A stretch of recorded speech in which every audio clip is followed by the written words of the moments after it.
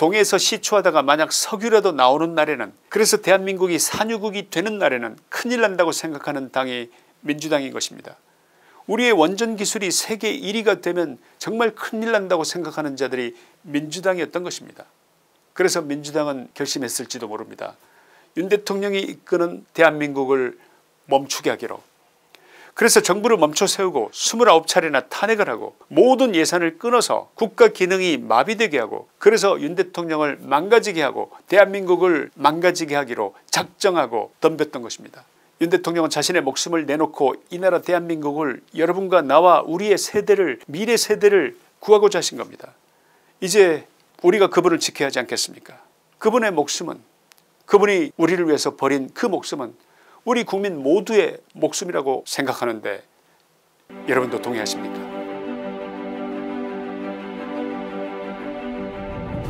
역사는 드라마보다 더 극적인 순간들을 보여주는 경우가 있습니다.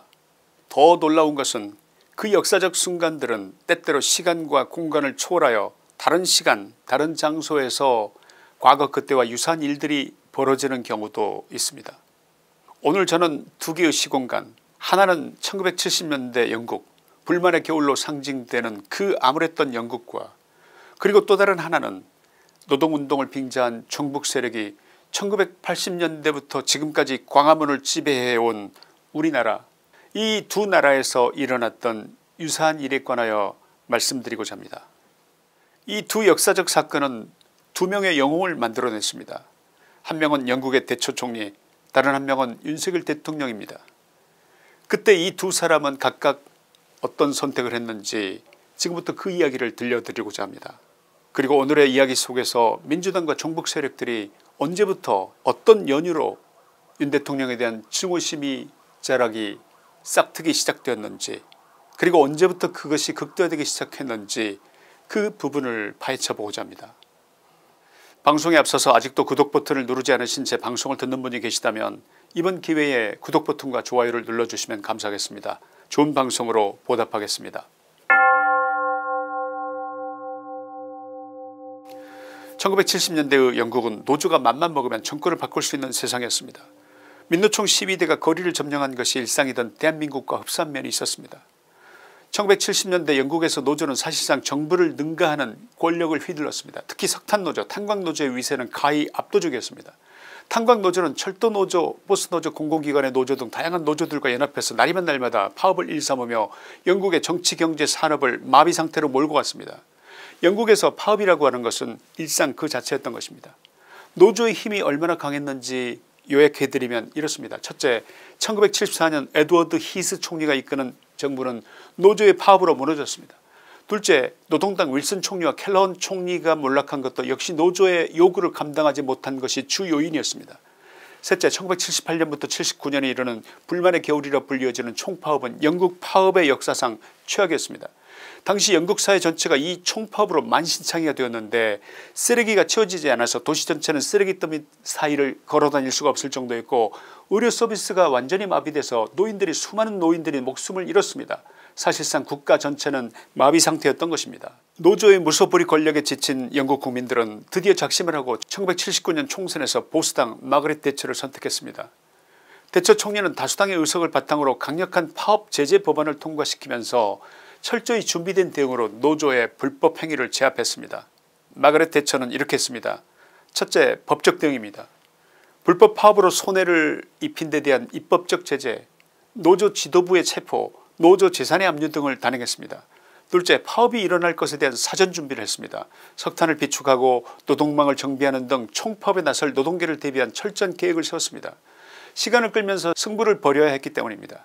셋째, 무노동 무임금 원칙을 고수했습니다. 넷째, 노동자들에게 업무 복귀를 명령하면서 이에 따르지 않을 경우 강력히 대응했습니다. 이 과정에서 철의 여인이라는 별명을 얻은 대처 총리는 1985년 1년 이상 이어진 기나긴 파업을 종결시키면서 마침내 노동계를 무릎 꿇게 했습니다. 그의 정치적 이념은 대처리즘이라고 불려지는데, 그는 단순히 노조를 개혁하고 영국병을 치유한 것을 넘어서 영국 사회의 구조와 의식을 자유시장 경제 중심으로 탈바꿈시켜서 다시는 파업이 일상이던 그 시절로 돌아갈 수 없도록 영국민의 의식 구조를 변화시켰습니다. 대처는 이미 역사적 인물이 되어서 더 이상 이 세상에 없지만 역사는 늘 시간과 공간을 달리해서 유사한 새로운 인물을 탄생시켜왔습니다. 대처와 같은 인물은 영국에만 있는 것이 아닙니다. 역사는 오늘을 돌아보는 과거의 거울입니다. 마가렛 대처라는 역사의 거울을 통해서 오늘의 대한민국을 들여다본다면 한 인물이 보입니다. 오늘 그것을 확인해 보려는 것입니다. 2022년 5월 10일 다시 대한민국 새로운 국민의 나라라는 슬로건을 내걸고 국민 앞에 선서한 윤석열 대통령. 그가 주목한 첫 번째 한국병은 민노총, 한국노총, 양대 노총이 이 나라에 끼친 병폐였습니다. 과거 영국병과 비교해서 그보다 더 극심하고 더 깊고 더 고약할지도 모를 이 질병을 어떻게 다뤄야 할 것인지, 한국의 노조병은 영국의 석탄노조의 그것보다 몇 배나 더 사악한 것이었는데 역대 그 어느 정부도 감히 민노총에 손을 대지 못했던 이유가 바로 그 선동과 포악함과 막강한 동원 능력 때문 아니었겠습니까? 윤 대통령은 취임 후 첫 번째 도전, 아무도 가지 않았던 길이라면 내가 가겠다면서 그 도전을 받아들였습니다. 첫째, 한국의 양대 노총은 규모 면에서 영국의 그것보다 압도적으로 크고 조직적인 면에서도 영국의 그것과 비교가 되지 않을 만큼 전국 단위로 통일된 단일 명령 체계를 갖고 있습니다. 게다가 MBC, KBS 등의 수많은 민노총 산하 언론노조의 협조가 가능했습니다. 광우병으로 이명박 정부를 무너뜨리려 했고 박근혜 정부를 실제로 무너뜨렸습니다. 수많은 한국의 국지간 사건마다 노조가 개입하지 않은 것이 없을 정도였습니다. 둘째, 영국의 노동운동은 주 목적이 노동 근무 환경의 개선과 임금 인상에 맞춰져 있었지만 한국은 달랐습니다. 대한민국의 노동운동은 곧 종북운동이었다 해도 과언이 아닙니다. 북한 정찰총국의 지령문이 그대로 노동운동 현장의 포스터, 프랭카드와 구호에 반영됐습니다. 경찰의 압수수색 과정에서 이에 관한 물증자료가 드러났고 민노총 지도부 상당수가 간첩 혐의로 체포됨으로써 이들의 노동운동은 사실상 반국가 활동, 정부를 정복하겠다는 목적의 활동이었다는 것이 드러났습니다. 셋째, 영국의 석탄 노조와 달리 한국의 민노총은 거의 모든 중견 기업체들과 공기업들, 심지어는 MBC, SBS, KBS, JTBC TV 등과 주요 신문 등 언론 매체들에 이르기까지 파고들어서 사실상 국가 전체가 민노총 카르텔을 형성하고 있어서 그것을 다루기는 너무나 어려운 일이었습니다. 윤석열 대통령에 주어진 한국병 치유라는 과제는 대처 총리가 마주했던 당시의 영국병과는 비교가 안 될 정도로 또 다른 차원의 난제였습니다. 윤 대통령은 노동운동의 본질을 정확하게 꿰뚫어 봤습니다. 첫째, 노조 내부의 부정부패와 불투명한 회계장부 등이 노동자 전체의 신뢰를 잃게 하고 있었던 점을 파악했습니다. 둘째, 과도한 파업과 노동쟁의의 남용은 해당 회사와 산업계 전체 나아가 대한민국에 극심한 경제적 손실을 주고 있었던 것입니다. 셋째, 민노총의 구호는 광우병 촛불집회주도, 이명박 타도, 사드 배치 반대, 미군 물러나라, 박근혜 타도, 윤정부 탄핵 등 반미 반정부 총북활동이었으며 순수한 노동운동과는 거리가 멀었던 점입니다. 넷째, 상품의 납기를 맞출 수 없도록 방해하거나 회사의 약점을 잡아서 위협해서 얻어지는 이권을 주고받는 카르텔 구조 등 헤아릴 수 없이 많은 비리들이 도사리고 있었습니다. 2022년 6월과 11월 두 차례 진행된 화물연대 파업은 우리 경제에 무려 10조 4천억 원 상당의 직간접적 손실을 가져왔습니다. 2022년 9월 철도 노조의 5일간의 파업으로 코레일이 입은 추정 손실액은 90억 원에 달했습니다. 광화문에는 윤정권 타도와 사드 배치 반대, 주한미군 철수를 외치며 심지어는 고등학생들까지 촛불 시위에 동원하는 등 누가 보더라도 노동운동의 순수성은 찾아볼 수 없었습니다. 윤 대통령 법치의 칼을 빼들었습니다. 그 칼은 매우 정치하고도 예리하게 작동했습니다. 첫째, 업무 개시 명령을 발동했습니다. 불법과는 절대 타협하지 않는다는 원칙이자 불법 행동에 대해서는 불관용 원칙이었습니다. 역대 어느 정부도 윤 대통령처럼 추상같은 업무 개시 명령을 밀어붙인 적이 없었습니다. 둘째, 중앙재난안전대책본부 중대본을 설치해서 국가 재난사태를 규정하고 총력전을 펼쳤습니다. 셋째, 국정원과 경찰청은 2023년 1월 2월에 민주노총 사무실을 압수수색하는 과정에서 북한 정찰총국의 지령문 90건, 대북 보고문건 24건을 확보하면서 민노총의 전현직 간부들을 전원을 구속했습니다. 넷째, 이들을 구속함으로써 박근혜 대통령을 탄핵으로 몰아냈던 촛불 시위를 주도하던 노동계의 핵심 세력인 민노총이 북한의 지령하에 움직였다는 것을 입증해냈습니다. 국회의원이라는 자가 요즘 세상에 간첩이 어디 있나 라는 발언을 했던 바도 있지만 정말로 간첩이 있었던 것입니다. 다섯째입니다. 회사에 피해를 가져온 쟁의행위 책임자를 고발하고 공정거래위원회의 공정위법을 적용해서 끝까지 처벌했습니다. 여섯째, 2023년 9월 19일 국무회의에서 노동조합 및 노동관계조정법 시행령을 개정해서 모든 노동조합은 회계장부를 공시하도록 명령하여 투명하게 노조조합비의 사용처를 공개하도록 했습니다. 특히 이 부분에서 노동계의 저항은 엄청났습니다. 그러나 윤 대통령은 단 한치도 물러서지 않았습니다. 오늘날 직원 1000명 이상인 회사들에 속한 노동조합 90% 이상이 회계장부를 공시하는 성과를 냈습니다. 이 성과가 주는 의미는 엄청난 것이었습니다. 향후 다시는 노조 간부들이 자기 마음대로 조합비를 전행할 수 없게 되었다는 점, 그리고 합리적 인사들이 노조 지도부에 뽑히는 의외의 결과도 나왔습니다. 다시는 순수한 노동운동이 아닌 정치구호를 외치는 노조 지도부가 자리잡기 힘든 분위기를 만들어낸 것입니다. 노조의 회계장부 공시, 이것은 이처럼 기적과도 같은 변화를 만들어냈습니다. 과거 각종 정치구호를 외치고 탄핵 촛불운동을 주도하던 민노총은 모습을 감췄고 이번 윤 대통령 탄핵 찬성 집회에도 어쩌다 보일 정도로 현저하게 세가 약해진 배경을 여러분 이해하시겠습니까? 윤 대통령은 민노총에게서 간첩들을 분리해냈고 회계장부 공시명령 이 두 가지로 기적같은 결과를 만들어낸 것입니다. 이 변화는 실제 수치로도 알 수 있습니다. 윤석열 정부가 출범한 2022년 5월 10일부터 23년 11월 30일까지 이 기간 동안 근로손실일수는 약 56만 일로 집계됐습니다. 여기에서 근로손실일수란 파업 참가자 수의 파업시간을 곱한 뒤 이를 하루 근로시간인 8시간으로 나눈 숫자를 일수로 나타낸 조업손실일을 말하는 것입니다. 이 숫자는 파업 참가자가 많을수록 파업기간이 길어질수록 커집니다. 윤석열 정부의 56만 일이 이전 정부의 근로손실일 수와 비교를 했을 때 얼마나 혁신적인 성과가 난 것인지 비교해 드리겠습니다.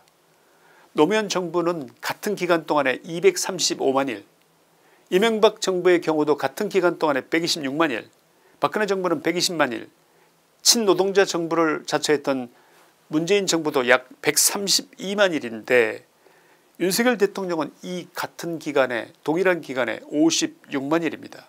비교가 되십니까?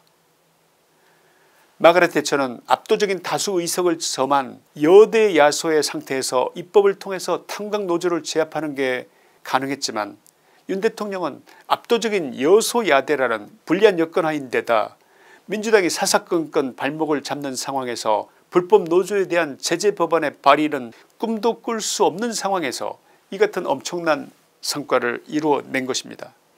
지금 돌이켜보면 윤 대통령에게 한동훈 같은 인간이 들러붙지 않았더라면 어땠을까를 생각하면 깊은 탄식이 나옵니다. 여러분 생각은 어떠십니까? 마가렛 대처 총리가 누렸던 것처럼 유사한 국회 여건이 주어졌다면 지금 윤 대통령이 이끄는 대한민국이 얼마나 달라질 수 있는지 상상이 가지 않으십니까? 윤 대통령이 취임한 지 1년 반이 된 2023년 말 영국의 세계적 권위를 가진 경제지 이코노미스트는 OECD 35개 선진 국가들 중에서 한국 경제를 2위로 평가했습니다. 그리스가 1위, 미국이 3위였습니다. 2023년 기준 국가 1인당 국민 총소득은 역사상 처음으로 일본을 추월했습니다. 윤 대통령이 취임한 지 불과 1년 반 만의 일입니다. 이 얼마나 놀라운 일입니까? 윤석열 정부가 작은 정부를 표방하면서 건전재정을 위해 노력해왔고 민간이 주도하는 시장 중심 경제를 복원하기 위해서 노력해온 그의 노력이 여러 경제 지표를 통해서 확인된 것입니다. 이것은 전 세계가 복합위기를 겪는 와중에 이루어낸 쾌거인 점, 어려운 여소야대라는 국내 정치 여건을 이겨내고 이룬 성과라는 점에서 일찍이 본 적이 없는 국가 경영 리더십을 만난 것이라고 보이지 않으십니까? 참으로 대단한 대통령을 만났지만 우리 국민들처럼 이런 인물을 몰라보는 국민이 또 어디 있다고 생각하십니까? 결론입니다. 윤석열 대통령은 마가렛 대처 영국 총리가 이룬 영국병의 치유에 비견될 성과를 냈는데 상당수의 국민들은 이러한 성과를 제대로 알지 못하고 있습니다. 문제는 민주당입니다. 이러한 성과를 보는 그들의 기분이 어땠을 거라고 짐작이 되십니까? 어쩌면 그들이 윤 대통령을 이대로 두면 큰일 나겠다고 생각한 최초의 계기가 바로 이 지점이었을 것입니다. 민노총은 누가 보더라도 민주당의 크나큰 자산이었을 텐데 민주당으로서는 자신들의 오른팔 하나가 떨어져 나가는 통증 비슷한 것을 느꼈을 것을 짐작하기란 어려운 일이 아닙니다. 그래서 어쩌면 영화 아마데우스에서 모차르트를 질투한 살리에르가 모차르트를 말려 죽이기로 결심한 것처럼 민주당과 이재명은 윤 대통령의 숨통을 쥐어서 말려버리기로 결심했는지도 모릅니다. 그래서 그들이 무엇을 했는지 잘 아시지 않습니까? 29차례나 정부의 장관들을 탄핵하고 기관장을 탄핵하고 검사들 총리를 탄핵해서 정부를 무력화해서 일 자체를 못하게 막았고 문재인이 망가뜨렸던 원전 생태계를 복원하기 위한 예산도 제로, 소형 모듈 원자로 개발 지원 예산도 제로, 체코 원전 수출 지원 예산도 제로로 만든 것입니다. 여러분 혹시 알고 계십니까? 체코 원전은 그저 시작에 불과했습니다. 체코는 유럽의 관문을 여는 열쇠였던 것입니다. 에너지 부족에 시달리고 있는 유럽 전체, 영국도 이태리도 독일도 우리 원전 협상이 진행되고 있거나 진행될 예정이었던 것입니다. 이번 체코 원전 수출액 40조 원이 문제가 아니라 수백조 원의 시장이 열리는 것입니다. 민주당은 대한민국이 이렇게 잘되면 큰일 난다고 생각하는 자들입니다. 동해에서 시추하다가 만약 석유라도 나오는 날에는, 그래서 대한민국이 산유국이 되는 날에는 큰일 난다고 생각하는 당이 민주당인 것입니다. 우리의 원전 기술이 세계 1위가 되면 정말 큰일 난다고 생각하는 자들이 민주당이었던 것입니다. 그래서 민주당은 결심했을지도 모릅니다. 윤 대통령이 이끄는 대한민국을 멈추게 하기로. 그래서 정부를 멈춰 세우고 29차례나 탄핵을 하고 모든 예산을 끊어서 국가 기능이 마비되게 하고, 그래서 윤 대통령을 망가지게 하고 대한민국을 망가지게 하기로 작정하고 덤볐던 것입니다. 경제면 경제, 외교면 외교, 군사면 군사, 하는 일마다 큰 성공을 거두고 있는 윤 대통령이 이제 더 이상 성과를 내지 못하도록 모든 손발을 묶으려 했던 것입니다.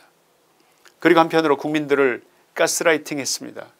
윤 대통령이 불통이다, 무식하다, 무능하다, 나라를 망치고 있다, 이렇게 민주당은 국민들을 가스라이팅 해온 것입니다.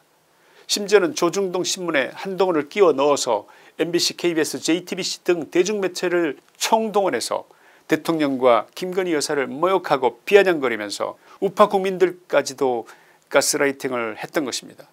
아무런 이유도 근거도 없이 대통령을 욕하는 그 가스라이팅, 그 사악한 짓을 벌여왔던 것입니다.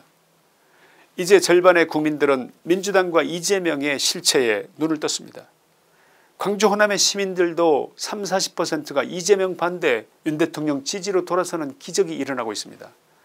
이 나라를 저들이 하는 그대로 두면 이 나라는 망하고 말 것이라는 것을 드디어 알게 됐습니다. 윤 대통령은 나 하나 편하자고 이대로 두면 나라가 망하는 것이 불을 보듯 뻔한데, 이 온갖 불의에 눈을 감고 남은 2년 반을 채우고 그렇게 대충 끝내자 이렇게 생각하는 분이 아니었습니다. 민주당의 불의한 짓을, 나라 망가뜨리는 짓을 그대로 두고 본다면 대통령으로서 헌법적 책무를 버리는 것이라 생각했습니다. 방법이 그것밖에, 국민을 깨울 수 있는 방법이 그것밖에 없었고, 그 충격요법으로 온 국민의 정신을 바꿔놓겠다고 결심하신 것입니다. 윤 대통령은 자신의 목숨을 내놓고 이 나라 대한민국을, 여러분과 나와 우리의 세대를, 미래 세대를 구하고자 하신 겁니다. 이제 우리가 그분을 지켜야 하지 않겠습니까?